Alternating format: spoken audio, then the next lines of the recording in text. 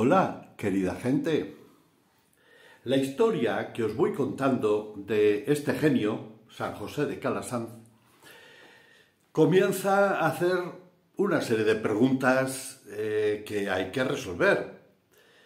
Quiero decir, resulta que en aquella sala y alguna habitación más de la parroquia de Santa Dorotea comenzaron a reunirse alrededor de 20 niños. A los 3 años, cuando San José de Calasanz pasó a aquellas casitas, 2 casas de la Plaza Paraíso, ya al otro lado del río, ya en Roma, en el centro de Roma, eran ya 200. Y así hasta que llegamos al Palacio Torres, que en 1614, pues resulta que tenía 1200 alumnos. Pregunta, bueno, ¿y esto cómo se organiza? ¿Cómo en 17 años tenemos que manejar las cosas para llegar a una cifra como esa de alumnos y enseguida crecieron? Bueno, pues vamos a ver. Primero conflictos. Claro. Cuando San José empieza la escuela gratuita y para todos, especialmente los niños de la calle, pues ya tuvimos las primeras protestas.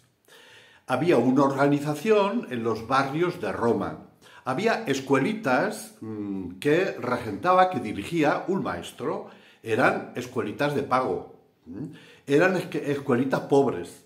Un maestrillo, bueno, pues les enseñaba lo básico, los papás daban una pequeña cuota, estaban recogidos los niños, etcétera, etcétera. Al ser gratuita la escuela de San José, lo que ocurrió fue que llovieron niños de toda Roma. Los maestros de los barrios de Roma llevaron una protesta hasta el Papa. Escribieron un memorándum acusando a San José y lo presentaron al Papa. El Papa, cuando vio todo aquello, se dio cuenta de que en la obra de San José no había nada malo, sino todo bueno. Con lo cual, no hizo caso a aquel memorándum acusador. Pero no solamente ellos, muchos nobles, mucha gente se oponía a la obra de San José porque ¿cómo es eso de una educación para todos? Y especialmente para los pobres. Pero bueno, de alguna manera, y esto a nosotros puede ser que nos resulte un poco más difícil de entender, eran mano de obra barata. ¿Por qué? Porque los recados, las atenciones, la limpieza, etcétera, de muchas casas nobles eran niños pobres de la calle, a los cuales se les daba de comer y a su casa, o sea, a la calle. Pero San José era de otro punto de vista, como ya sabéis. Le preocupaba todo esto que estamos comentando hoy. Y él no quería ser figurado, no quería figurar como fundador.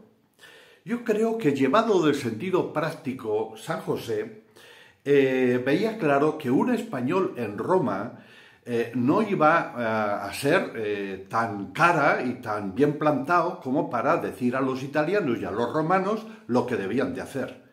Con lo cual, él buscó remedios. Primero, él pertenecía a la cofradía de la doctrina cristiana. En Santa Dorotea, cuando él empieza, había un grupito de catequesis de la doctrina cristiana.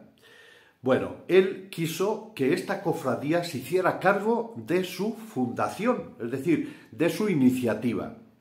Para ello, se presentó en 3 ocasiones a lo largo de estos años para presidente de la cofradía. En ninguna de las ocasiones fue elegido presidente, en ninguna. Bueno, la verdad es que viendo la historia, Dios tenía otros planes. Segundo, cuando llega al Palacio Torres 1200 alumnos, Los cardenales protectores de aquella obra, en concreto el cardenal Giustiniani, le recomienda que se ponga en contacto con San Juan Leonardi. ¿Y por qué? Porque San Juan Leonardi había fundado una congregación de maestros. Estaba bien hecha. El asunto estaba en que podían complementarse, porque aquella congregación de maestros no tenía niños y San José le sobraban niños y le faltaban maestros. Así que en 1614 hicieron, bajo la autoridad del Papa, una congregación para que aquello funcionara. Pero aquello no funcionó. No funcionó porque aquellos maestros siempre veían la educación como una cosa de élite, no de pobres. Veía como una educación muy, pues eso, muy de grupitos. Y San José tenía más de 1.200 alumnos. Total que aquello duró 3 años. En 1617 termina esta pequeña obra con la congregación de Lucca y San José le pide al Papa que haga una congregación secular. El Papa era Paulo V y entonces San José la llamó Congregación Paulina de las Escuelas Pías de la Madre de Dios. Y él se dio el nombre de José de la Madre de Dios. Ahí lo dejamos. Fijaos si nos quedan preguntas por responder, pero poco a poco. Estoy seguro que todo esto os lleva a comprender la genialidad de este gran santo de la Iglesia, de este gran educador universal. Hasta luego, gente.